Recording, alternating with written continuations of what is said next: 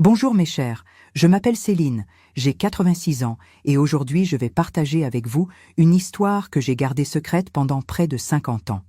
Avant de commencer, j'aimerais vous demander de laisser un j'aime, de vous abonner à la chaîne et de commenter d'où vous regardez. C'est ma première vidéo et ce serait merveilleux de savoir que je ne parle pas toute seule dans cette pièce. Je suis née en 1939, dans une petite ville de province où tout le monde se connaissait. La vie était simple, prévisible. J'ai grandi en croyant que l'honnêteté et le travail acharné étaient les piliers d'une vie digne. Mes parents, des gens modestes, ont fait des sacrifices pour que je puisse étudier et devenir institutrice. C'était une grande fierté pour eux d'avoir une fille institutrice dans la famille. C'est à l'école où j'enseignais que j'ai rencontré Amédée en 1965. Il est apparu pour inscrire son neveu, du moins c'est ce qu'il a dit à l'époque. Grand, bien habillé, avec un sourire qui illuminait la pièce, Amédée se démarquait dans cette petite ville. Il disait être représentant commercial, voyageant dans toute la région. Il avait des histoires fascinantes sur des endroits que moi, simple institutrice de province, je ne connaissais que par les livres. Notre relation a été rapide. En 6 mois, nous étions fiancés, et en 1966, à 27 ans, je me suis mariée. Les gens disaient que j'avais de la chance, un homme établi, avec un bon emploi, respecté. Je croyais avoir trouvé mon prince charmant, comme dans les histoires que je lisais à mes élèves. Les premières années furent comme un rêve. Amédée était attentionné, rapportait de petits cadeaux de ses voyages, discutait de livres avec moi. Notre premier fils, Richard, est né en 1967 et il semblait que rien ne pourrait ébranler notre bonheur. Quand Laura est arrivée en 1970, notre famille semblait complète. C'est vers 1968, presque 2 ans après notre mariage, que j'ai remarqué pour la première fois quelque chose d'étrange. Cette nuit-là, je me suis réveillée en sursaut. J'ai toujours eu le sommeil léger, surtout après la naissance de Richard. J'ai remarqué qu'Amédée n'était pas dans le lit. L'horloge indiquait 2h17 du matin. Je me suis levée inquiète, pensant qu'il était peut-être malade. Je l'ai appelé à voix basse dans la maison, sans réponse. La porte de derrière était entr'ouverte, laissant entrer un rayon de clair de lune. Je me suis approchée de la fenêtre de la cuisine et c'est alors que j'ai vu quelque chose qui resterait gravé dans ma mémoire pour toujours. Dans le jardin, sous la lumière argentée de la pleine lune, Amédée était accroupi, creusant soigneusement. Il portait des gants, ce que j'ai trouvé étrange pour quelqu'un qui remuait la terre au milieu de la nuit. À côté de lui, une bouteille sombre. Elle semblait être de vin, mais était vide. J'ai observé en silence pendant qu'il finissait de creuser un petit trou, déposait la bouteille avec un soin extrême, puis recouvrait le tout de terre, lissant la surface, comme s'il voulait effacer toute trace. Je suis rapidement retournée au lit, faisant semblant de dormir quand il est revenu. Le lendemain matin, tout en préparant le café, j'ai demandé négligemment où il était allé pendant la nuit. Amédée m'a regardée surprise pendant un instant, mais a vite retrouvé ce charme qui m'avait conquise. « Tu as remarqué ? Pardonne-moi de t'avoir réveillée, ma chérie. C'est juste une tradition familiale, un rituel que mon grand-père m'a enseigné. Il doit être fait à la pleine lune pour attirer la prospérité. Les hommes de la famille le font depuis des générations. » Il semblait si sincère que je n'ai pas posé plus de questions. Cet après-midi-là, j'ai vu quand il a planté une petite pousse de rue à l'endroit où il avait enterré la bouteille. Pour protéger le rituel, a-t-il expliqué. J'ai même trouvé touchant que cet homme moderne et sophistiqué maintienne une tradition familiale si particulière. Lors des pleines lunes suivantes, le rituel se répétait. Parfois, je faisais semblant de dormir et l'observais par la fenêtre. D'autres fois, je posais des questions sur les bouteilles le lendemain, recevant toujours des explications variées. C'est un remède pour le sol. J'enterre des pièces pour multiplier notre fortune. Ce sont des prières écrites pour la protection de la famille. Le jardin s'est peu à peu garni de nouvelles plantes. Basilic, romarin, fenouil, chacune marquant l'emplacement d'une bouteille. Une nuit, environ 1 an après la première fois, j'ai surpris Amédée dans le salon, préparant l'une des bouteilles. Il y avait des papiers à l'intérieur qu'il pliait soigneusement avant de les insérer dans la bouteille. Quand il m'a vu, il a rapidement tout rangé. « Que sont ces papiers ?» ai-je demandé curieuse. Juste des notes, des noms de clients qui ont besoin de chance dans leurs affaires, a-t-il répondu, embrassant mon front. Il vaut mieux que tu ne t'impliques pas là-dedans, ma chérie. Mon grand-père disait que le rituel perd son effet si les femmes y participent. C'était Amédée, il avait toujours une réponse à tout. Et moi, jeune et amoureuse, j'acceptais ses explications sans trop les remettre en question. Après tout, il était un bon mari et père, il travaillait dur. Nos enfants ne manquaient jamais de rien. Et s'il avait cette petite excentricité d'enterrer des bouteilles dans le jardin, eh bien, qui n'a pas ses propres manies? Au fil des années suivantes, le rituel des bouteilles est simplement devenu un aspect de plus de notre routine familiale. À chaque pleine lune, une nouvelle bouteille était enterrée, une nouvelle plante était ajoutée à notre jardin. C'était comme si Amédée créait un jardin secret, chaque plante marquant un moment spécifique de nos vies.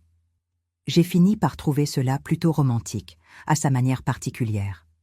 À une occasion, lorsqu'Amédée a voyagé pendant 2 semaines en 1970, la curiosité l'a emporté. Profitant de son absence, j'ai décidé de déterrer l'une des bouteilles juste pour voir ce qu'elle contenait réellement. J'ai choisi le pied de basilic, l'un des premiers qu'il avait planté. J'ai creusé soigneusement, trouvé la bouteille, mais quand je l'ai tenue dans mes mains, un étrange sentiment de culpabilité m'a envahi. C'était comme si j'envahissais quelque chose de très intime, violant sa confiance.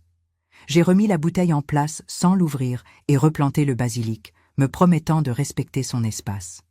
Chaque couple a ses secrets, m'a dit ma mère une fois, quand j'ai vaguement évoqué les bizarreries d'Amédée. S'il est bon pour toi et les enfants, ne cherche pas où tu n'es pas invité. C'était le conseil typique de cette époque. Les femmes ne devaient pas trop questionner leur mari, surtout quand la vie familiale semblait stable. Les années passaient tranquillement. Richard grandissait fort et intelligent, montrant déjà une aptitude pour les chiffres, comme son père. Laura, notre cadette, était curieuse et bavarde. Elle adorait m'accompagner à l'école où j'enseignais. Notre vie suivait le cours attendu pour une famille de classe moyenne en France dans les années 1970. Ce n'est qu'en 1972, alors que nous étions mariés depuis 6 ans, que j'ai commencé à remarquer des changements subtils dans le comportement d'Amédée. Ses voyages d'affaires sont devenus plus fréquents et plus longs. À son retour, il semblait distant, préoccupé.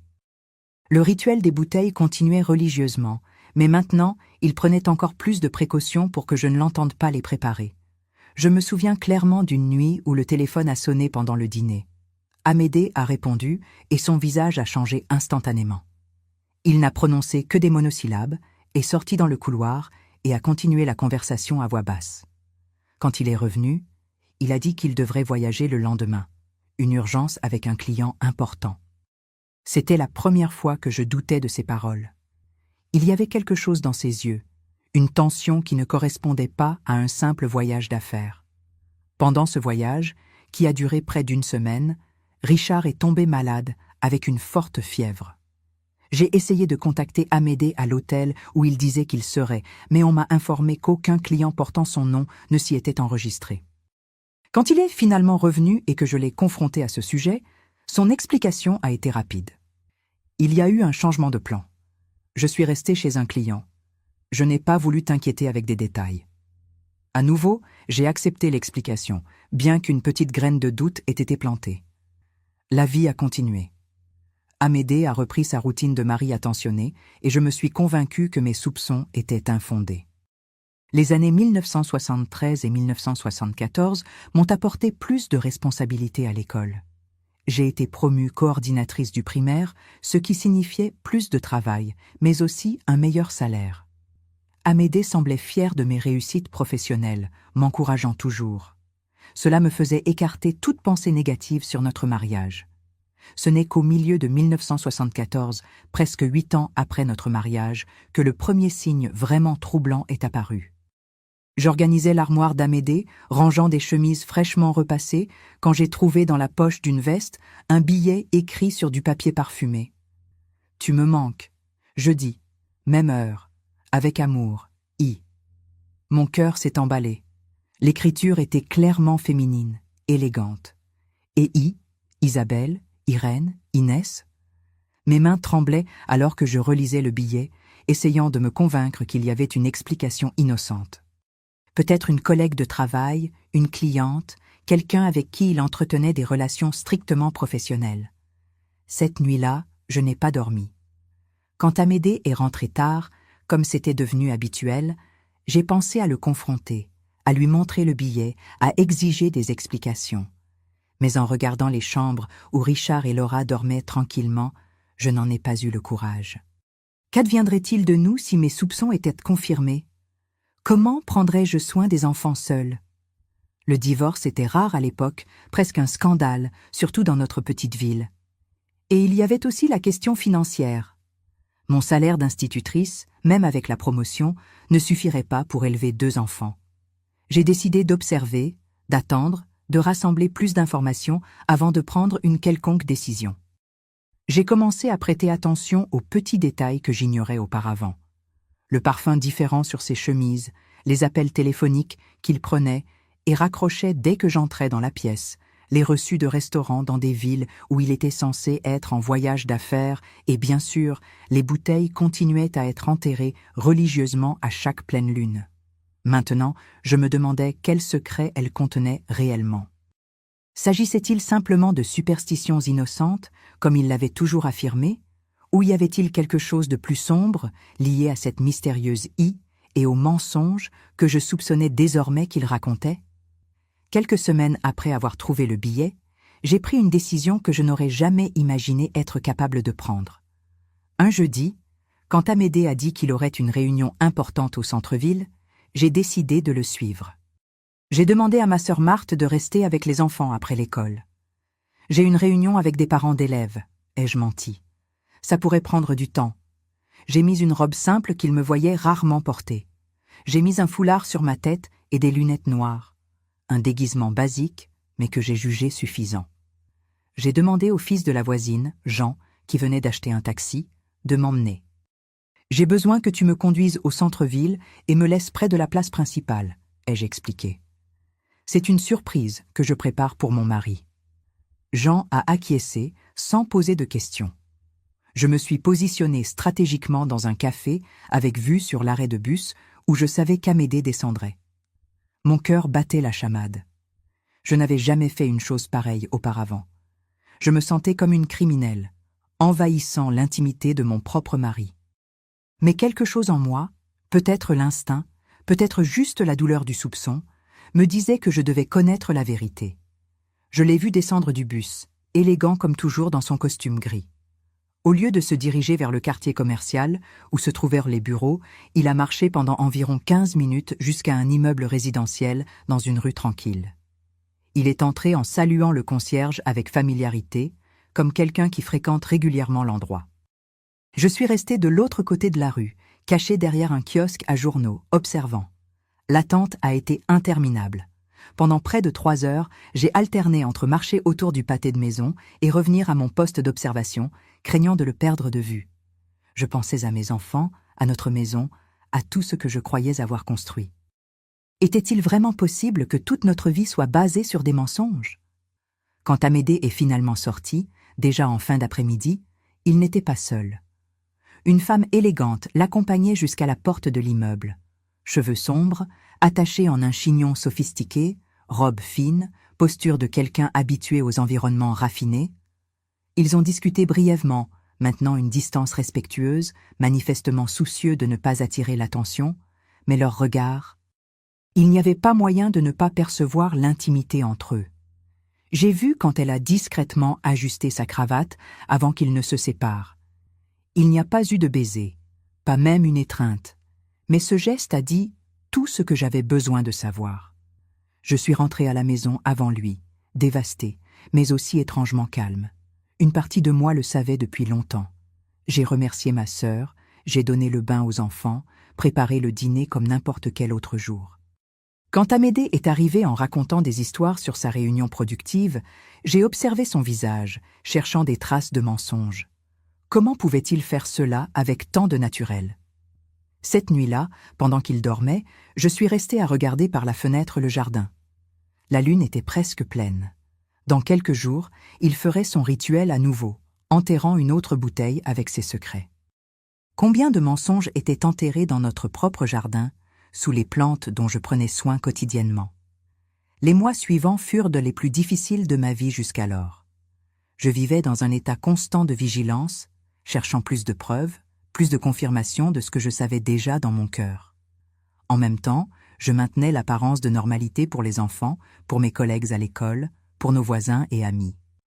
Je souriais aux fêtes d'anniversaire, cuisinais les plats préférés d'Amédée, continuais à être l'épouse et la mère exemplaire que tout le monde s'attendait à ce que je sois. Et il continuait à enterrer ses bouteilles à chaque pleine lune, maintenant avec encore plus de secrets à cacher. Après avoir découvert Amédée avec cette femme élégante, quelque chose a changé en moi. C'était comme si un voile avait été déchiré, révélant une réalité qui avait toujours été là, mais que je refusais de voir. L'année 1974 s'est traînée comme une tempête lente et silencieuse dans notre mariage. Extérieurement, tout semblait normal. Intérieurement, je me noyais dans les doutes. J'ai commencé à créer un journal secret, caché à l'intérieur de la couverture d'un vieux livre de recettes. J'y notais chaque incohérence dans les histoires d'Amédée, chaque nuit où il rentrait tard, chaque appel téléphonique suspect. J'ai développé l'habitude de vérifier discrètement ses poches avant de laver les vêtements, cherchant des billets, des reçus, n'importe quel indice sur sa vie parallèle. Je me sentais sale en faisant cela, comme une intruse dans ma propre maison, mais le besoin de connaître la vérité était plus fort que ma honte. Un après-midi de décembre 1974, j'ai trouvé quelque chose d'encore plus troublant. Amédée avait laissé sa serviette de travail à la maison en partant précipitamment pour une réunion urgente. J'ai lutté contre l'envie de l'ouvrir pendant près de 2 heures. « Une épouse ne devrait pas faire ça », me répétais-je, entendant la voix de ma mère dans ma tête. Mais finalement, j'ai cédé. Dans la serviette, parmi des documents apparemment normaux de travail, j'ai trouvé une carte de visite au nom d'Antoine Sylvestre avec la photo d'Amédée. L'entreprise indiquait une importatrice internationale, je n'en avais jamais entendu parler. Il y avait aussi un petit carnet avec des annotations sur des montants, des noms et des dates. Sur la dernière page, quelque chose qui m'a glacé le sang. Jeudi, 15 heures. Confirmé transfert. Jeudi, 15 heures. Exactement l'heure et le jour où je l'avais suivi jusqu'à cet immeuble résidentiel. Et la même initiale que sur le billet parfumé. Isabelle, peut-être? Je ne pouvais pas comprendre complètement ce que signifiaient ces annotations. Mais quelque chose me disait que cela allait bien au-delà d'une simple infidélité conjugale. J'ai tout remis exactement comme je l'avais trouvé. Ce soir-là, quand Amédée est arrivé, je l'ai observé avec de nouveaux yeux. Qui était réellement cet homme avec qui je partageais mon lit depuis près de 9 ans? Le père de mes enfants, le respecté représentant commercial, le mari qui enterrait des bouteilles mystérieuses les nuits de pleine lune. Était-ce tout un mensonge élaboré? Le Noël de 1974 fut particulièrement douloureux. Assise à la table du réveillon, voyant Amédée distribuer des cadeaux à Richard et Laura, souriant et plaisantant avec eux, il semblait impossible que ce même homme mène une double vie. Par moments, je doutais de mes propres soupçons. Peut-être que j'imaginais des choses. Peut-être que le stress du travail à l'école me faisait créer des fantasmes absurdes. Mais alors, à la première pleine lune de 1975, j'ai à nouveau observé le rituel de la bouteille. Cette fois, j'ai remarqué quelque chose de différent. Amédée semblait plus tendu, plus pressé, et la bouteille qu'il a enterrée était plus grande que d'habitude. Le lendemain, il a annoncé un voyage de 2 semaines, le plus long qu'il ait jamais fait. C'est une opportunité importante, ma chérie. Cela pourrait définir notre avenir. Pendant son absence, j'ai passé des nuits blanches, déchirées entre l'angoisse de la méfiance et la peur de ce que je pourrais découvrir si je continuais à enquêter. Richard, alors âgé de 8 ans, a remarqué mon inquiétude. « Maman est triste parce que papa a voyagé ?» a-t-il demandé une nuit quand il m'a trouvé en train de m'observer depuis la porte de la chambre au lieu d'être endormi. « Je suis juste fatiguée, mon amour. L'école, la maison, ce sont beaucoup de responsabilités. Quand je serai grand, j'aiderai à prendre soin de toi et de Laura, a-t-il répondu avec cette gravité émouvante des enfants. J'ai serré mon fils dans mes bras, retenant mes larmes. Quelle que soit la vérité sur Amédée, Nos enfants ne méritaient pas que leur enfance soit entachée par mes problèmes conjugaux. Quand Amédée est revenu de ce voyage, il a apporté des cadeaux coûteux pour tous. Une montre pour moi, des jouets importés pour les enfants. Il semblait plus animé que d'habitude, parlant de nouvelles affaires prometteuses et suggérant même une rénovation de la maison. Je pense à construire une pièce supplémentaire, peut-être un bureau pour moi. Qu'en penses-tu ? L'idée me semblait étrange. Il n'avait jamais auparavant manifesté d'intérêt à travailler à la maison. En fait, il avait toujours tenu à garder sa vie professionnelle complètement séparée du foyer. Pourquoi ce changement soudain ? Dans les mois suivants, j'ai remarqué une augmentation des appels qu'il recevait à la maison. Il répondait toujours rapidement et emportait le téléphone dans le jardin ou dans la salle de bain, parlant à voix basse. Parfois, je l'entendais se disputer, bien qu'il essayait de dissimuler quand je m'approchais. En juin 1975, Richard a eu 8 ans. Nous avons organisé une petite fête à la maison avec ses camarades d'école et quelques voisins. C'est pendant cette célébration que j'ai eu un autre aperçu troublant de la double vie d'Amédée. L'un des pères, M. Olivier, qui travaillait à la banque de la ville, a engagé la conversation avec lui pendant la fête. Je servais des boissons quand j'ai entendu un fragment de la conversation. « Alors vous êtes Amédée ? Drôle. J'aurais juré vous avoir vu à la banque la semaine dernière, mais le nom sur le document était différent. » Le visage d'Amédée s'est tendu pendant une seconde, mais il a vite repris sa contenance, souriant cordialement. J'ai un de ces visages communs. Tout le monde dit m'avoir vu quelque part. Ce devait être quelqu'un qui me ressemblait. Il a habilement changé de sujet, demandant à Monsieur Olivier des nouvelles de son équipe de football, mais ce bref échange est resté gravé dans mon esprit. Une autre confirmation de mes soupçons ou juste une coïncidence. À la fin de ce mois-là, nous avons eu notre première grande dispute depuis des années. J'ai découvert qu'Amédée avait ouvert un compte bancaire dans une autre ville sans que je le sache. J'ai trouvé le relevé par hasard en cherchant un document dans la voiture. « Pourquoi me cacher ça ?» ai-je demandé, essayant de garder ma voix calme pour que les enfants, jouant dans le jardin, ne s'en aperçoivent pas. Je n'ai rien caché. C'est juste un compte pour les dépenses professionnelles, plus pratique quand je voyage, a-t-il répondu avec cette assurance tranquille qui me désarmait toujours. Tu sais comme je déteste mélanger les finances de la famille avec celles du travail. Et pourquoi ne l'as-tu jamais mentionné ? Nous sommes mariés depuis presque 10 ans, Amédée. Il ne devrait pas y avoir de secret entre nous. Il a soupiré, passant la main dans ses cheveux, un geste qu'il faisait quand il était impatient. Tu fais une tempête dans un verre d'eau, Céline. Ce sont juste des questions pratiques de travail, rien qui devrait t'inquiéter. Comme la femme que tu rencontres le jeudi ? Les mots m'ont échappé avant que je ne puisse les retenir. Son visage a pâli un instant, mais a vite repris des couleurs. De quoi parles-tu ? Je t'ai vu, Amédée, dans cet immeuble résidentiel avec cette femme élégante. Qui est-elle, Isabelle ? C'était comme si un masque était tombé brièvement. Ses yeux se sont durcis et, pendant une seconde, j'ai vu un homme que je ne reconnaissais pas. Puis, aussi rapidement qu'elle était apparue, cette expression a cédé la place à l'Amédée de toujours. Calme, maîtrisée, légèrement amusée. Tu m'as suivi ? Je suis surpris, Céline. Je n'aurais jamais imaginé que tu sois le genre d'épouse qui espionne son mari. Sa voix avait un ton de déception qui m'a fait me sentir coupable, comme si j'étais celle qui avait tort dans cette situation. Cette femme est la veuve d'un client important. Je l'aide à organiser les affaires du défunt. Je pensais que tu me faisais confiance. Je voulais le croire. Dieu sait combien je le voulais, mais quelque chose dans ses yeux, quelque chose dans la façon dont il a détourné le regard en parlant de la veuve, me disait qu'il mentait.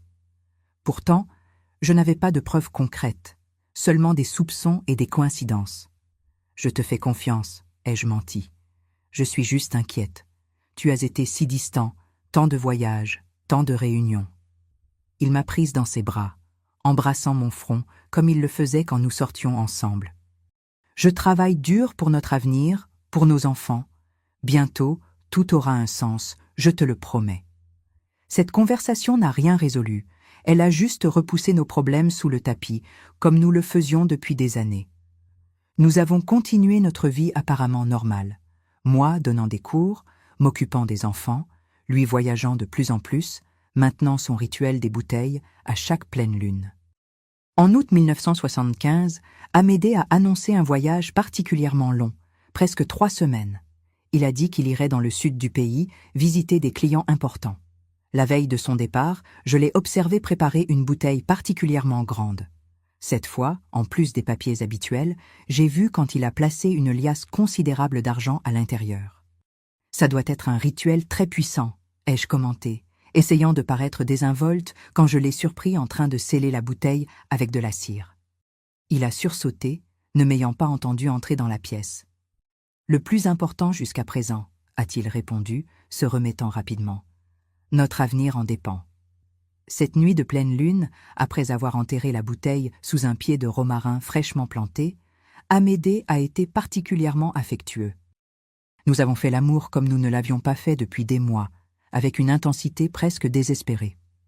Ensuite, pendant qu'il dormait, je suis restée éveillée, regardant son visage détendu, essayant de voir en lui l'homme dont j'étais tombée amoureuse et non l'étranger qu'il était devenu.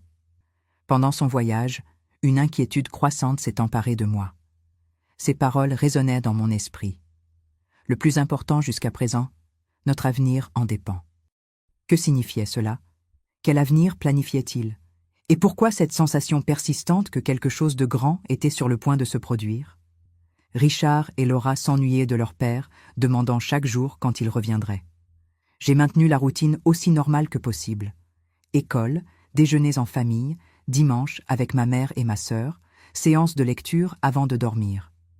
Extérieurement, j'étais la même Céline que toujours. Intérieurement, une tempête se formait. Dans la 2e semaine du voyage d'Amédée, j'ai reçu un appel étrange. Une voix masculine que je ne reconnaissais pas a demandé M. Sylvestre. « Il n'y a pas de M. Sylvestre à ce numéro », ai-je répondu, confuse. « Pardonnez-moi, madame, je dois avoir mal noté. M. Sylvestre m'a donné ce numéro pour un contact urgent. » Avant que je puisse poser plus de questions, l'homme a raccroché. M. Sylvestre. Le même nom que j'avais vu sur la carte de visite dans la serviette d'Amédée. Était-ce une coïncidence ou une pièce de plus dans le puzzle de la double vie de mon mari? Quand Amédée est finalement revenu début septembre 1975, il semblait différent, plus léger, presque euphorique, mais avec une touche de nervosité qui ne correspondait pas à son assurance habituelle. Il a rapporté des cadeaux extravagants, un collier de perles pour moi, qui coûtait certainement plus que ce que nous pouvions nous permettre, un ensemble d'encyclopédies importées pour Richard, une poupée en porcelaine très coûteuse pour Laura. « D'où vient tout cet argent, Amédée ?» ai-je demandé quand nous étions seuls. « J'ai conclu une affaire importante, la plus grande de ma carrière, » a-t-il répondu en souriant. « Bientôt, je n'aurai plus besoin de voyager autant. Je pourrai passer plus de temps avec vous. » Il y avait quelque chose dans son ton, une urgence que je n'ai pas comprise à l'époque, comme s'il essayait de me convaincre, ou peut-être de se convaincre lui-même. Dans les semaines suivantes, Amédée a passé plus de temps à la maison que d'habitude. Il jouait avec les enfants, aidait aux devoirs, s'est même proposé pour cuisiner quelquefois, quelque chose qu'il n'avait jamais fait auparavant. Il semblait faire ses adieux, bien que je ne m'en sois pas rendu compte à l'époque. Un soir d'octobre, pendant que je lavais la vaisselle du dîner, le téléphone a sonné. Amédée a répondu, et son expression a changé instantanément. Il a parlé seulement par monosyllabes, me regardant nerveusement. Quand il a raccroché, il a annoncé qu'il devrait voyager à nouveau en urgence. « Mais tu viens de rentrer. Tu as promis de passer plus de temps avec nous. » ai-je protesté. « C'est la dernière fois, Céline. Après ce voyage, tout sera différent, je promets. » Quelque chose dans sa façon de le dire m'a fait frissonner. Il y avait une finalité dans ses paroles que je n'ai pas pu déchiffrer à ce moment-là. Nous nous sommes disputés comme jamais auparavant, moi l'accusant de négliger la famille, lui insistant qu'il faisait tout pour nous. Ce fut notre première discussion vraiment sérieuse, avec des paroles dures des deux côtés. Le lendemain matin, il est parti tôt, encore tendu par la dispute de la veille. Il a embrassé les enfants avec une tendresse inhabituelle, s'attardant sur l'étreinte. Pour moi, juste un baiser, rapide et formel. Je reviendrai dans 3 jours, au maximum. Ce fut la dernière fois que j'ai vu Amédée vivant. Cet après-midi d'octobre 1975, le téléphone a sonné à 16h37, heure qui est restée gravée dans ma mémoire comme si elle était marquée au fer rouge. Je corrigeais les copies de mes élèves à la table de la cuisine, tandis que Richard faisait ses devoirs et que Laura coloriait un dessin sur le sol du salon. Un jour ordinaire qui, en une seconde, se transformerait en tournant décisif de ma vie. « Madame Céline Dubois ?»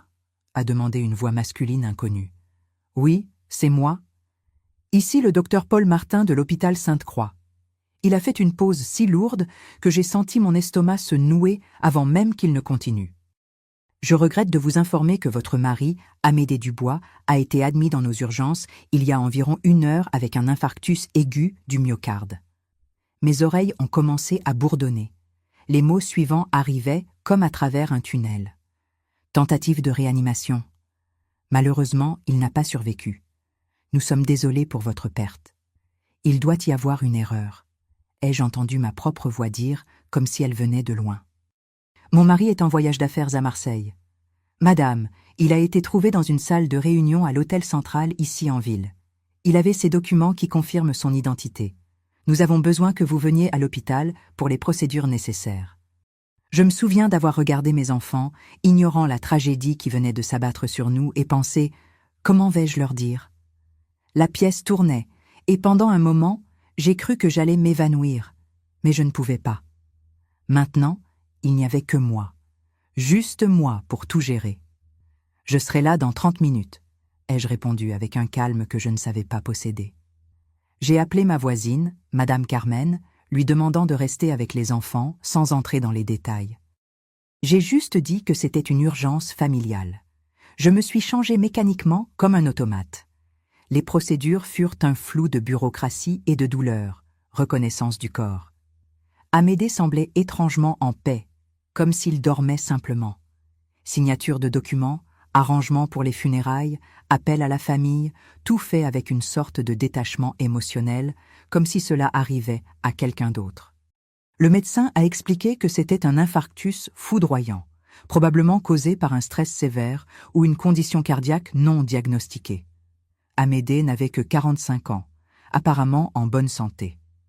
Parfois cela arrive ainsi, sans avertissement, a dit le médecin avec cette compassion professionnelle qui n'apporte aucun réconfort. Mais ce qui m'a intrigué, et que je ne comprendrai complètement que des jours plus tard, c'est ce que le directeur de l'hôtel m'a raconté quand je suis allé chercher les effets personnels d'Amédée. Votre mari était en réunion avec une dame.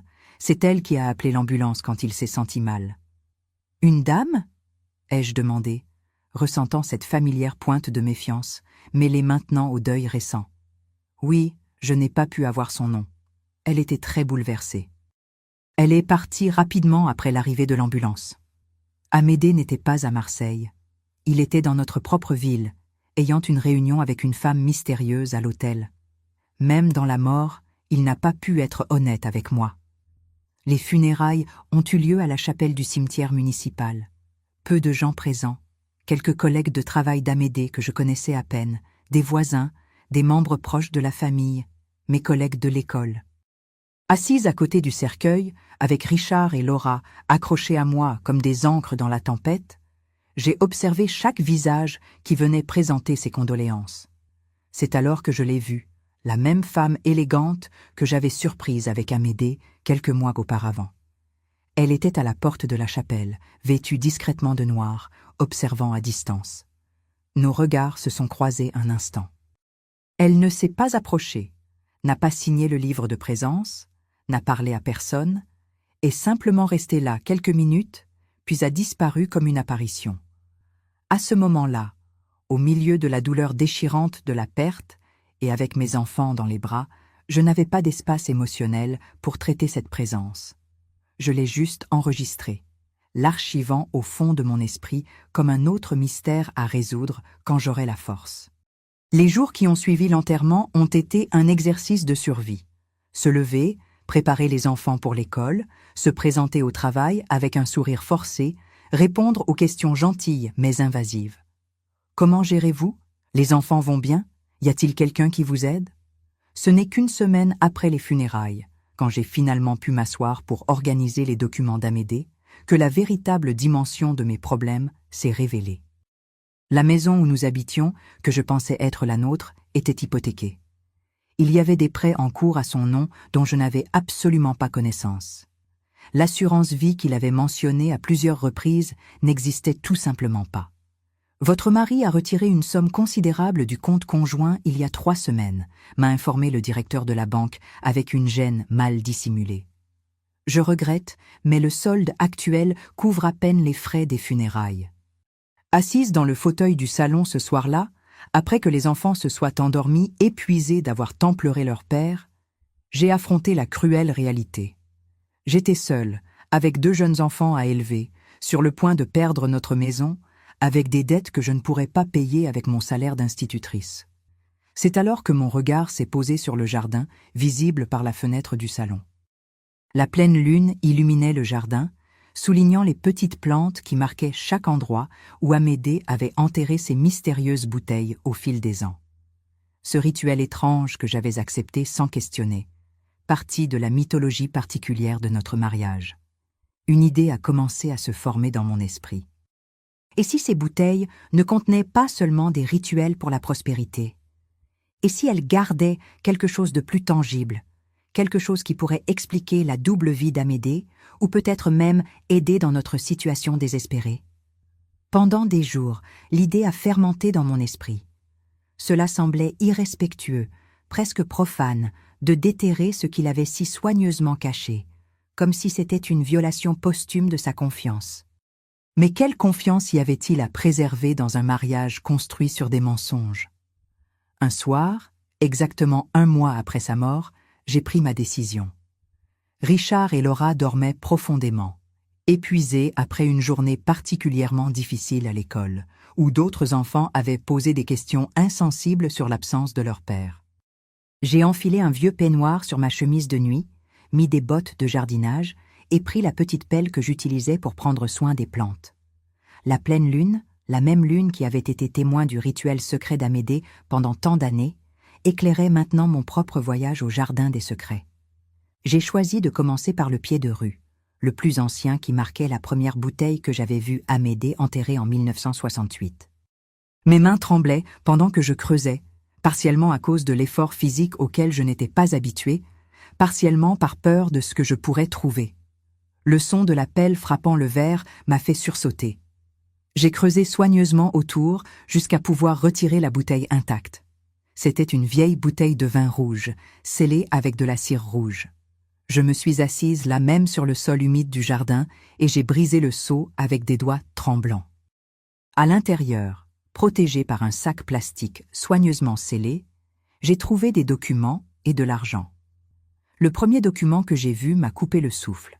Une carte d'identité avec la photo d'Amédée, mais avec un autre nom. Antoine Sylvestre, le même Monsieur Sylvestre, de l'étrange appel téléphonique que j'avais reçu pendant son dernier voyage. Date de naissance différente, filiation différente, tout différent. Avec l'identité falsifiée, il y avait une somme considérable d'argent, beaucoup plus qu'Amédée ne pourrait gagner honnêtement en mois de travail, et une note manuscrite. Fonds d'urgence au cas où j'aurais besoin de disparaître rapidement. J'ai couru dans la maison, verrouillant toutes les portes, comme si je craignais que le fantôme d'Amédée puisse me surprendre, fouillant dans ses secrets. J'ai étalé le contenu sur la table de la cuisine, examinant chaque élément sous la lumière jaunâtre de la lampe. Outre l'identité falsifiée et l'argent, il y avait des notes détaillées sur une entreprise appelée Importatrice Santos et ses propriétaires. Adresse, routine, informations bancaires. Le genre de choses que seul un enquêteur privé ou quelqu'un avec des intentions criminelles collecterait. Je n'ai pas dormi cette nuit-là. 1000 questions tourbillonnaient dans mon esprit. Qui était vraiment l'homme que j'avais épousé? Que signifiaient ces documents? Pourquoi aurait-il besoin d'une fausse identité? Et plus important encore, que ferais-je de cette découverte? Le lendemain matin, après avoir envoyé les enfants à l'école, avec des sourires forcés et des déjeuners préparés avec le même soin que toujours, je suis retournée au jardin. Cette fois, j'ai choisi le pied de basilic qui marquait une autre des bouteilles les plus anciennes. La seconde révélation fut encore plus troublante. Cette bouteille contenait plus d'argent, des billets de différentes valeurs, apparemment usés et impossibles à tracer, et un carnet de notes détaillé sur une escroquerie réalisée en 1967, peu après notre mariage. Un plan élaboré impliquant la vente de terrains inexistants à des investisseurs étrangers. Parmi les notes, il y avait des noms de complices, des montants reçus et la partie la plus douloureuse. Un chronogramme manuscrit où Amédée avait planifié chaque étape, y compris mariage avec C, apparence de stabilité nécessaire. Mon estomac s'est noué en lisant cela. Notre mariage, planifié comme partie d'une arnaque, la date correspondait. Il m'avait connu quelques mois avant d'exécuter ce stratagème. Il avait besoin d'une épouse respectable, une institutrice de bonne réputation dans la ville pour créer l'image d'homme de famille. J'ai couru aux toilettes et vomi, la réalité me frappant finalement de plein fouet. Quand je me suis ressaisie, regardant mon visage pâle dans le miroir, quelque chose en moi a changé. La tristesse et le deuil ont cédé la place à une détermination froide, presque clinique.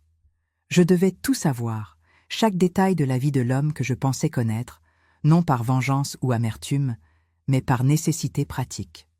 Si je voulais protéger mes enfants et trouver un moyen de sortir de cette situation désespérée, je devais comprendre exactement ce à quoi j'étais confronté. Au cours des semaines suivantes, j'ai transformé la recherche des bouteilles en ma mission secrète. Chaque jour, après que les enfants soient partis à l'école, je déterrais 1 ou 2 bouteilles, cataloguant méthodiquement leur contenu. Le soir, après que Richard et Laura se soient endormis, j'analysais les documents essayant de reconstituer le puzzle qu'était la double vie de mon défunt mari. La banque a commencé à faire pression pour l'hypothèque. J'ai reçu des avis de recouvrement pour les prêts impayés. Mon salaire couvrait à peine les dépenses de base du mois. Le temps était compté et je devais prendre des décisions difficiles. Vendre la maison, déménager avec les enfants dans un endroit plus petit, demander de l'aide à ma famille, assumant la honte de révéler la situation. C'est dans cette atmosphère de désespoir croissant que j'ai déterré la bouteille sous le pied de Romarin, la dernière qu'Amédée avait enterrée quelques jours avant sa mort. Le contenu de cette bouteille changerait tout. À l'intérieur, il y avait la plus grande somme d'argent jusqu'alors, un paquet de billets de grande valeur soigneusement emballés dans du plastique. Mais le plus surprenant, c'étaient les documents, un plan détaillé pour quitter le pays. Des billets de bateau pour l'Uruguay, au nom d'Antoine Sylvestre et Isabelle Montfort. Des réservations dans un hôtel à Montevideo. Et le plus choquant, des documents de transfert d'une somme substantielle vers une banque uruguayenne datée pour 3 semaines après sa mort, exactement la période où il a dit que tout serait différent. À côté de ces papiers, il y avait une lettre adressée à Isabelle, mon véritable amour. Dans les 4 pages manuscrites, Amédée ou Antoine, je ne savais plus qui il était vraiment, détaillait comment il avait tout préparé pour qu'ils commencent une nouvelle vie ensemble, loin des complications de la France. Il parlait des arnaques qu'ils avaient réalisées ensemble au fil des ans, de la façon dont elle avait été sa partenaire idéale, tant dans les affaires que dans la vie. Et puis la phrase qui m'a frappée comme une gifle. Enfin libre de toutes les attaches, y compris de mon mariage de façade, qui a bien servi son objectif. Assise sur le sol de la cuisine, entourée par les preuves de la trahison la plus complète qu'on puisse imaginer, je n'ai pas pleuré. J'avais déjà versé trop de larmes pour un homme qui n'avait jamais existé. Au lieu de cela, j'ai senti un étrange calme s'emparer de moi. La vérité, aussi douloureuse qu'elle soit, apportait avec elle une clarté libératrice. Amédée prévoyait de nous abandonner. Tout était déjà préparé. La fuite, l'argent, la nouvelle identité. L'infarctus qui l'a tué dans cette chambre d'hôtel, probablement lors d'une rencontre finale avec Isabelle, pour régler les derniers détails, fut le seul événement non planifié dans son schéma méticuleux. Et maintenant, par une ironie du sort, les ressources qu'il avait accumulées pour sa fuite avec sa maîtresse étaient entre mes mains. L'argent qui aurait payé pour sa nouvelle vie pourrait sauver la mienne et celle de mes enfants. Cette nuit-là, regardant le ciel étoilé à travers la fenêtre de la cuisine, j'ai pris ma décision. J'utiliserai l'argent des bouteilles pour régler les dettes, sauver notre maison, garantir l'éducation de Richard et Laura, non par vengeance, mais par survie, par justice poétique. Mais le dilemme moral me poursuivait. Cet argent était le produit d'escroqueries, de schémas frauduleux qui avaient certainement nui à des personnes innocentes. L'utiliser ne ferait-il pas de moi une complice, même tardivement, des crimes d'Amédée? D'autre part, qu'arriverait-il à mes enfants si je refusais cette ressource inattendue?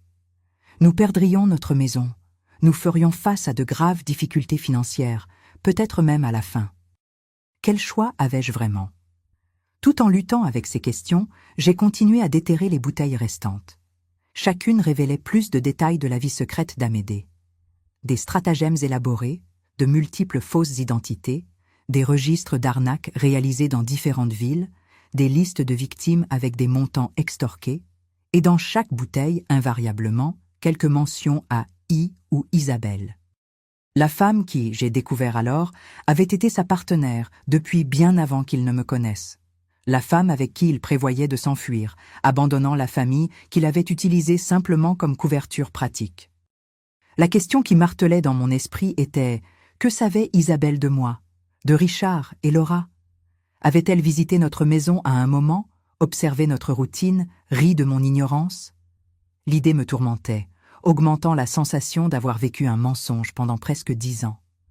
2 semaines après avoir commencé mes excavations, ayant déterré presque la moitié des bouteilles dispersées dans le jardin, j'ai pris une décision qui changerait le cours de ma vie pour toujours.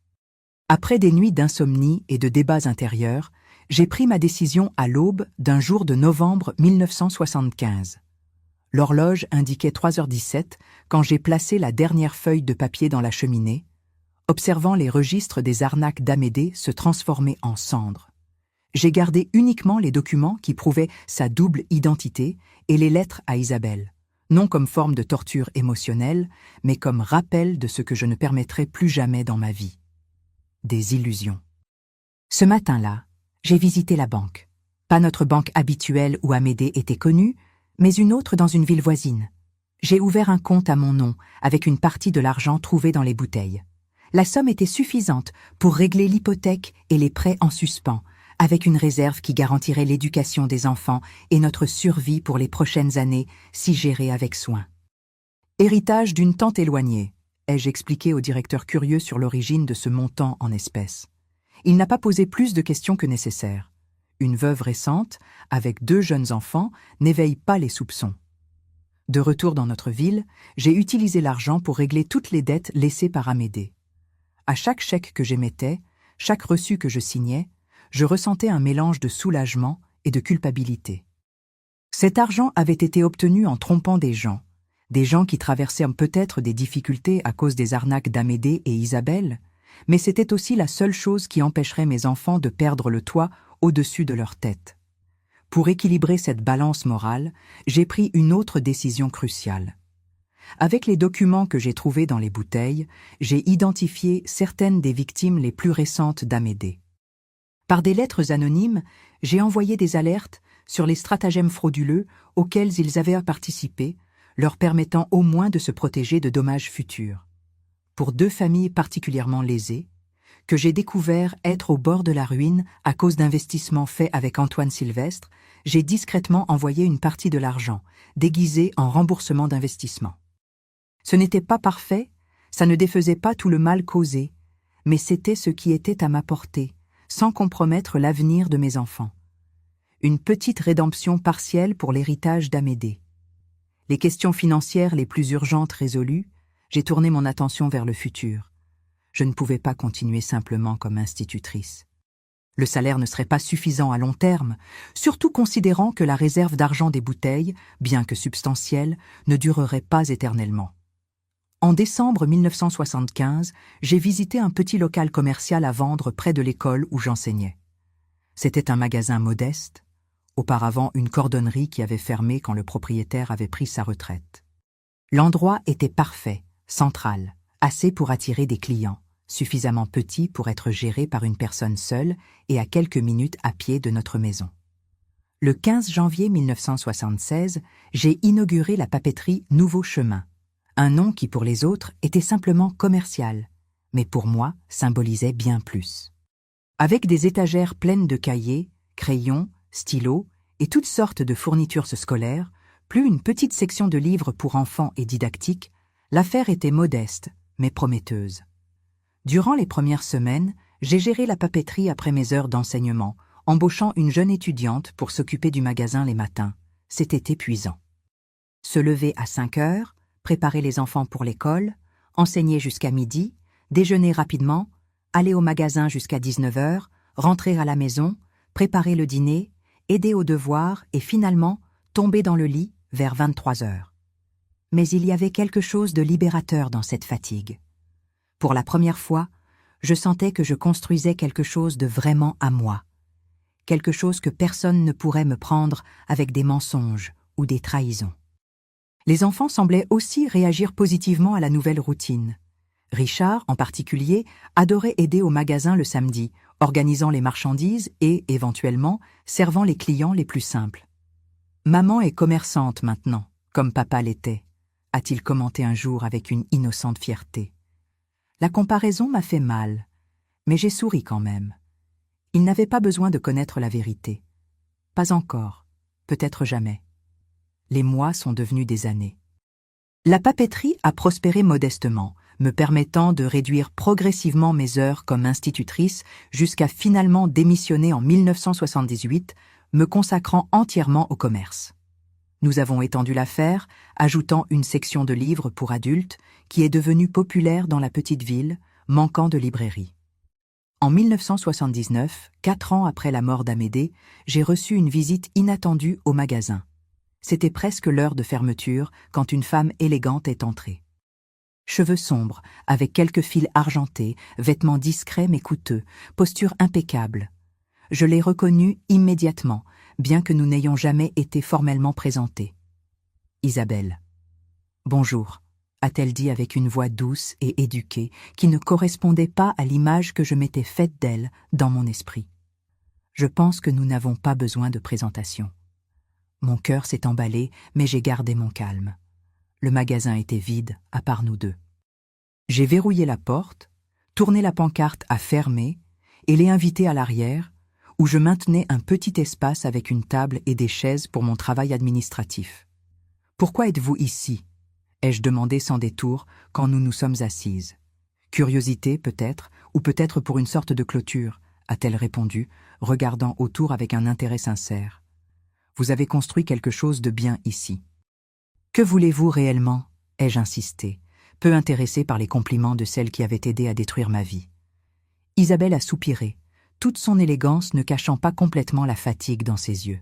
« Croyez-le ou non, je suis venue vous avertir et peut-être m'excuser, bien que je sache que cela ne signifie rien. » Elle m'a alors raconté qu'elle avait été contactée par d'anciens associés d'Amédée, des personnes qui soupçonnaient qu'il avait caché de l'argent avant de mourir. Des personnes dangereuses qui croyaient maintenant que je pourrais avoir accès à cet argent. Je leur ai dit que vous ne saviez rien, qu'Amédée ne partageait jamais de détails sur ses affaires avec son épouse, mais je ne sais pas s'ils m'ont cru. Cette information m'a glacé le sang. J'ai pensé aux enfants, à la vie relativement tranquille que nous avions construite ces dernières années. L'idée de criminels croyant que je possédais quelque chose qui leur appartenait était terrifiante. « Pourquoi m'aideriez-vous » ai-je demandé, toujours méfiante. Isabelle a hésité, regardant ses mains bien soignées.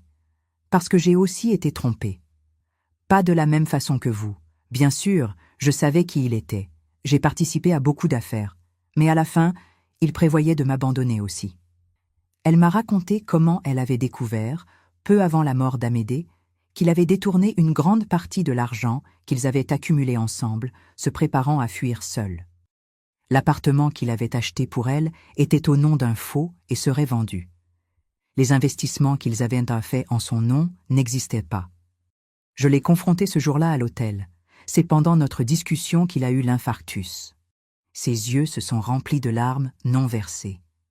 J'ai appelé l'ambulance, mais je savais qu'il était trop tard. Je me suis enfuie avant qu'on ne pose des questions. Nous sommes restées silencieuses quelques instants. 2 femmes unies seulement par la trahison du même homme.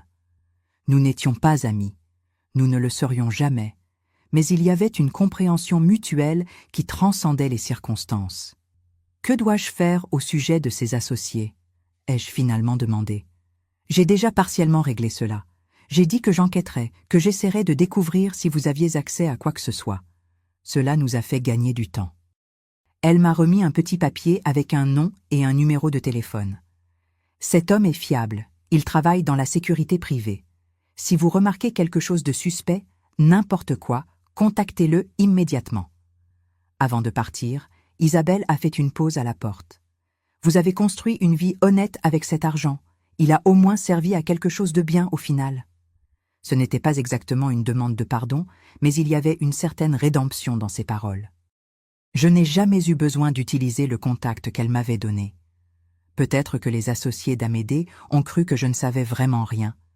Ou peut-être qu'Isabelle a fait plus pour me protéger qu'elle ne l'a révélé. Quoi qu'il en soit, cette visite inattendue fut la dernière fois que j'ai eu un quelconque contact avec le monde obscur qu'Amédée avait habité. Les années 1980 ont apporté de nouveaux défis et opportunités. Richard, maintenant adolescent, montrait une aptitude pour les affaires, aidant de plus en plus à la gestion de la papeterie.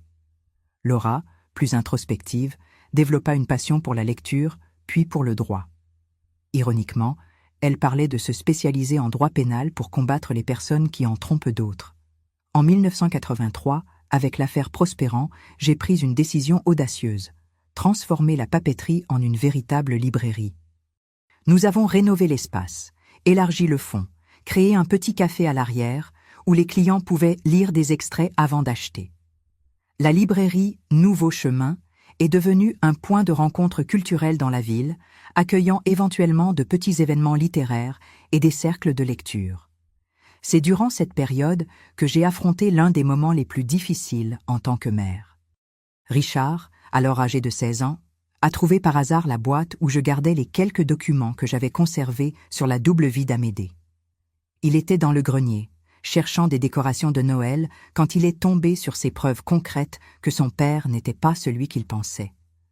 Il est rentré à la maison pâle, me confrontant avec les lettres et les fausses identités.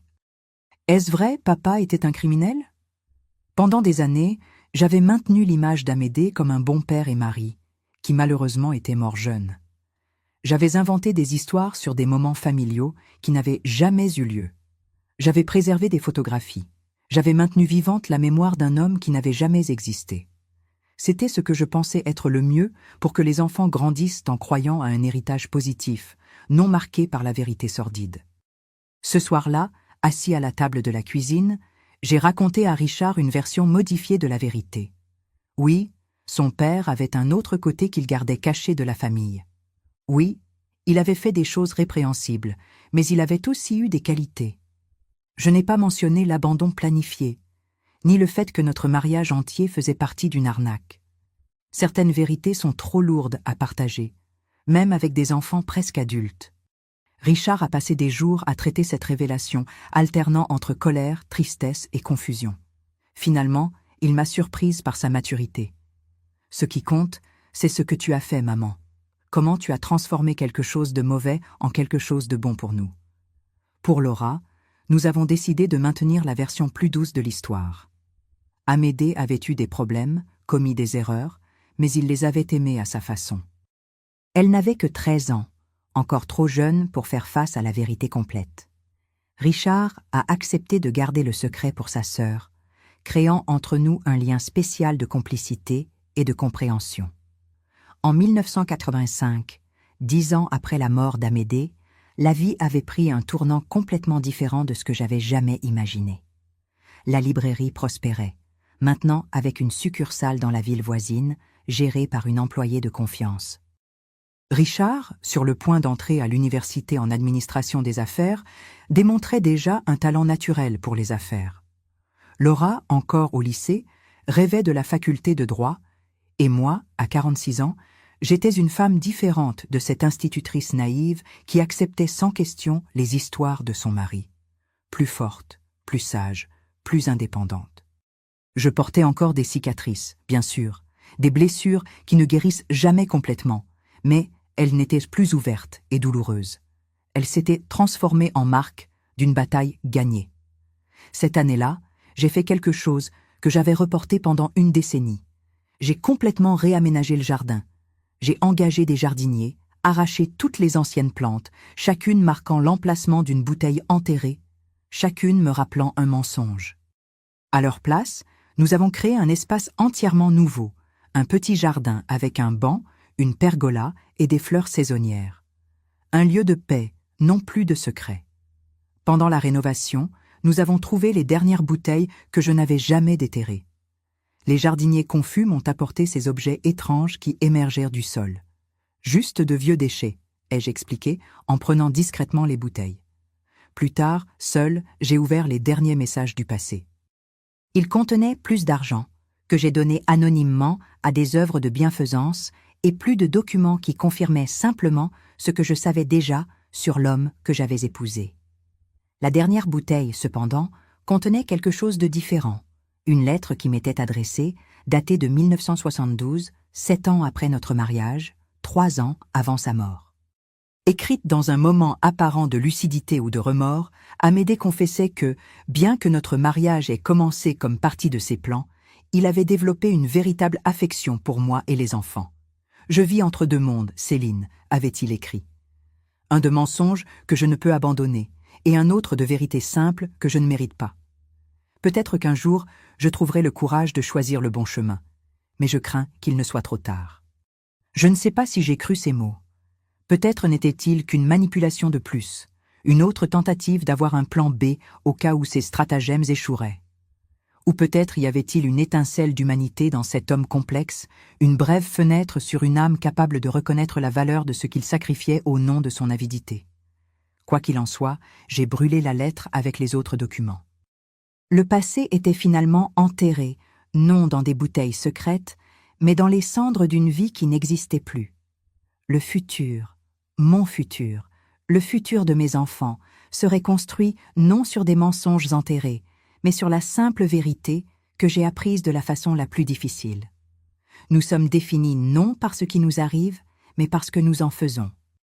Et ce que j'ai fait, c'est transformer les bouteilles de mensonges d'Amédée en graines d'une vie nouvelle, honnête et finalement vraiment mienne.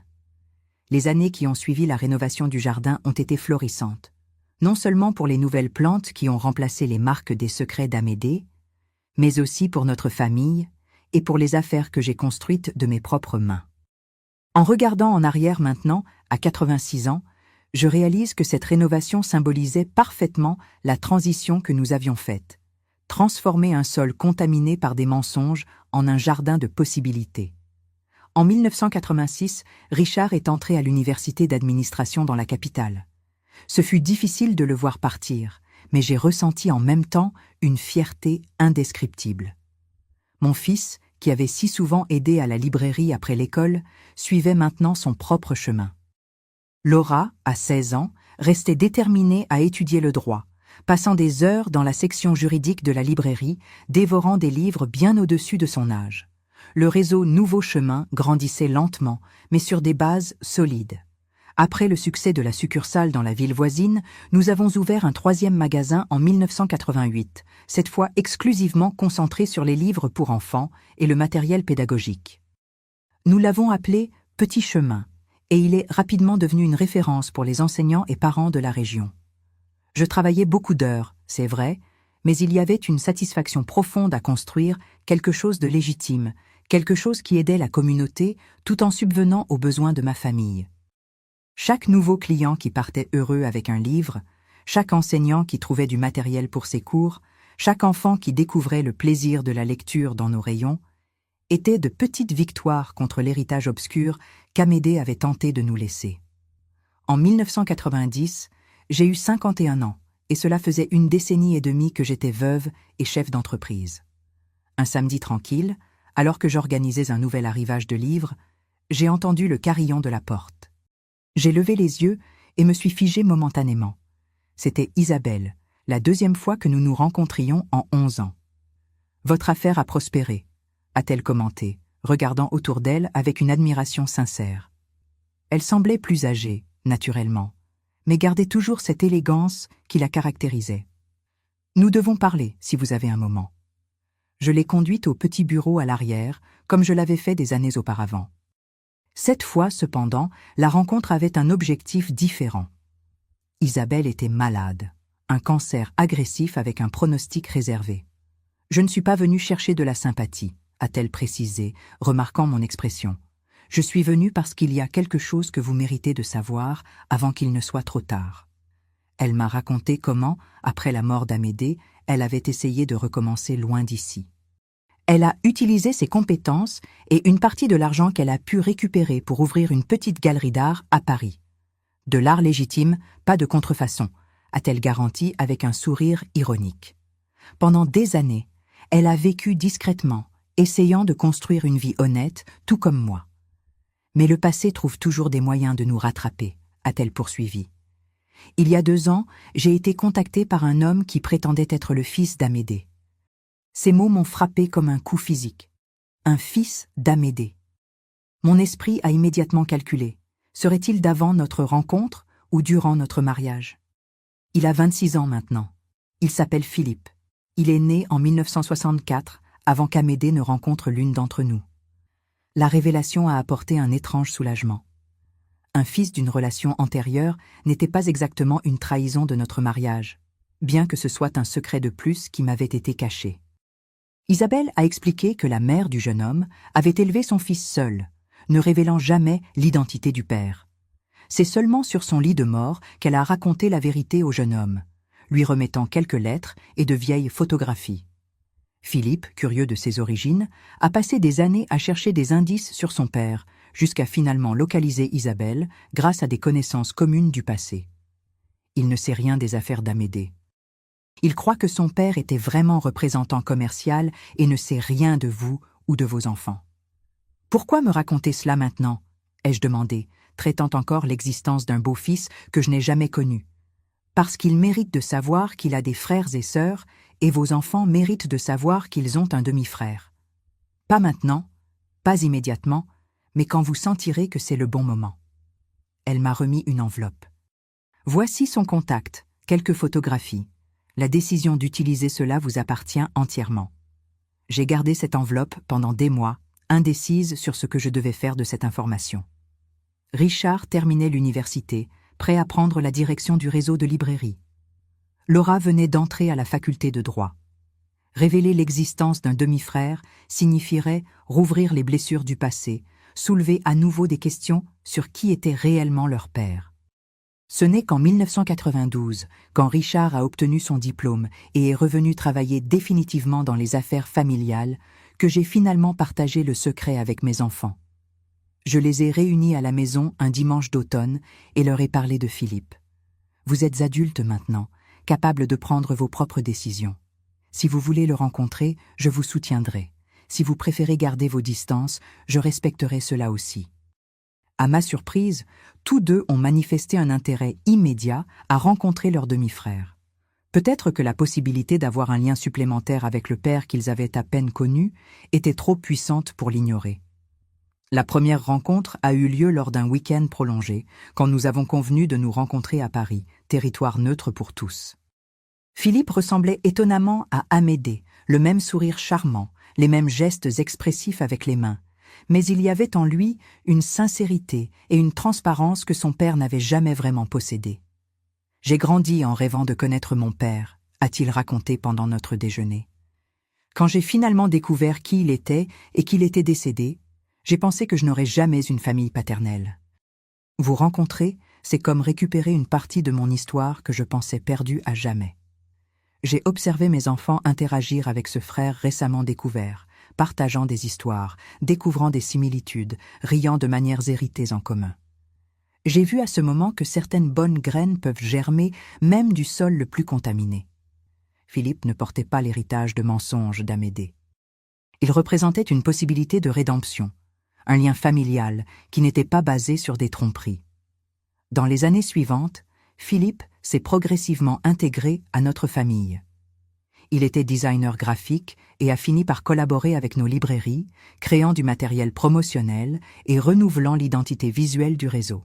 Richard, qui avait pris la gestion des affaires, a trouvé dans son demi-frère aîné un allié créatif et un ami.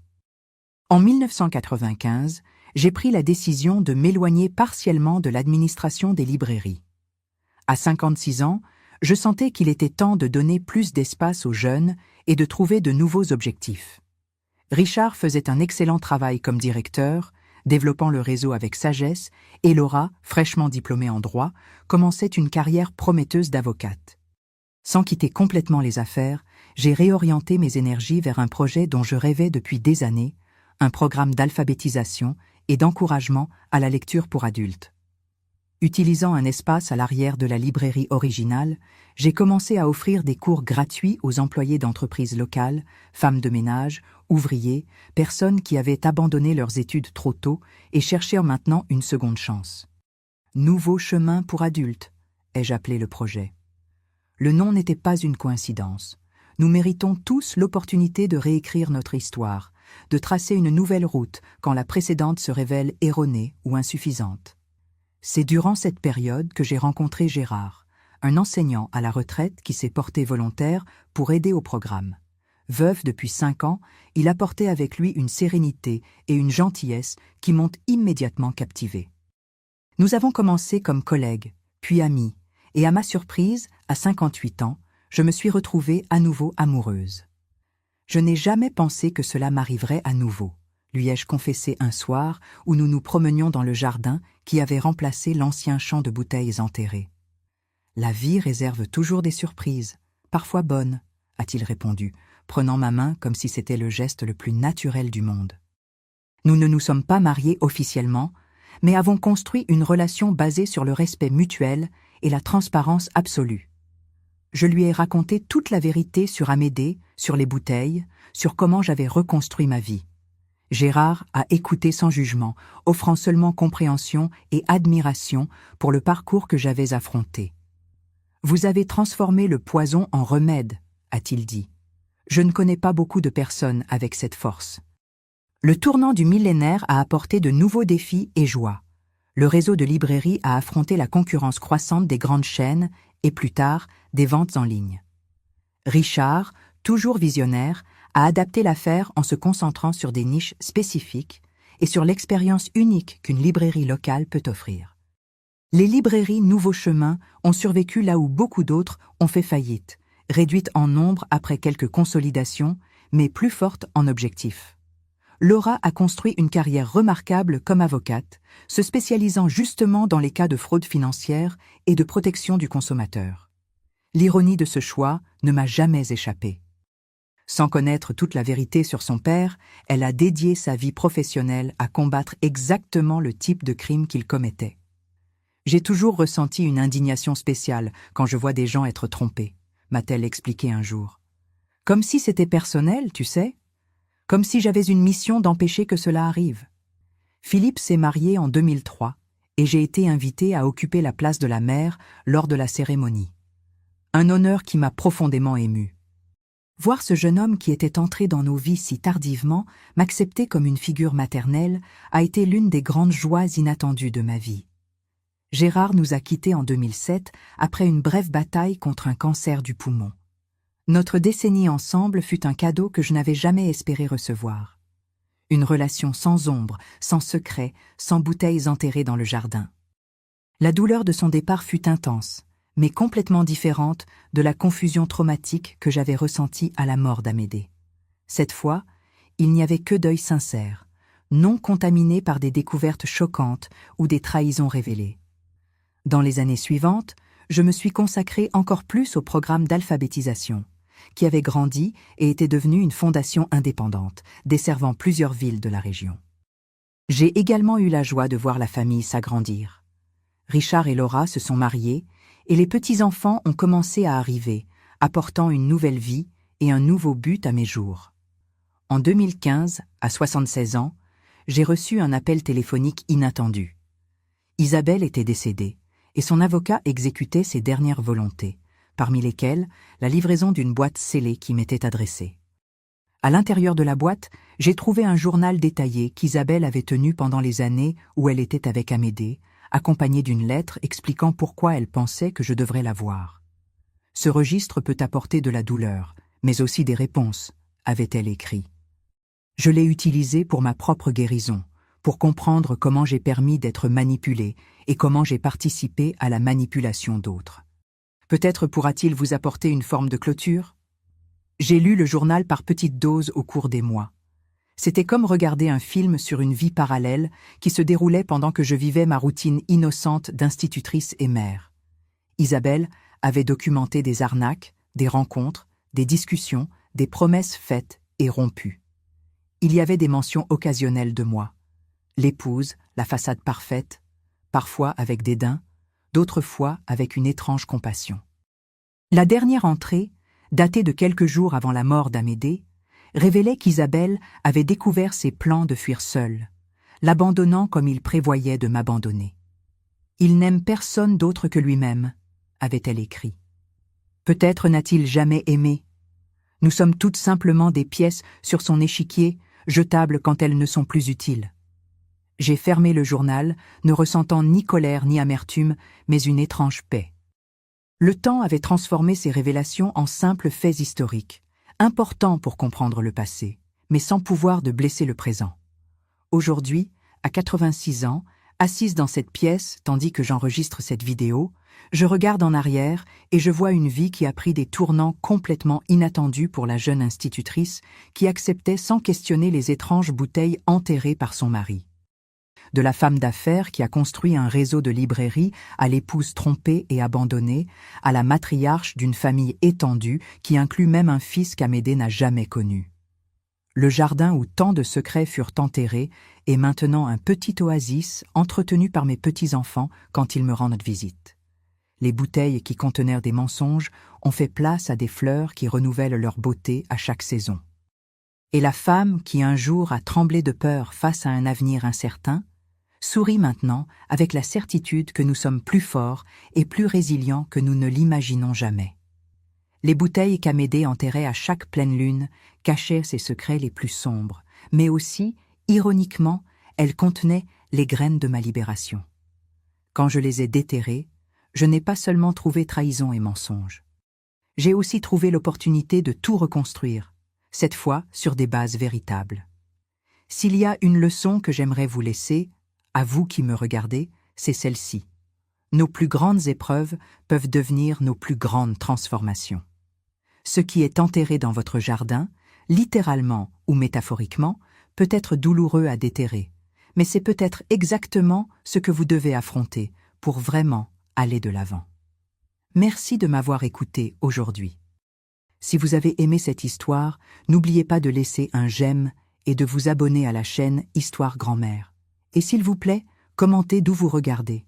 Même à 86 ans, je suis toujours émue de savoir que mes paroles touchent des cœurs dans toute la France. Après tout, il n'est jamais trop tard pour déterrer des vérités et planter de nouveaux jardins.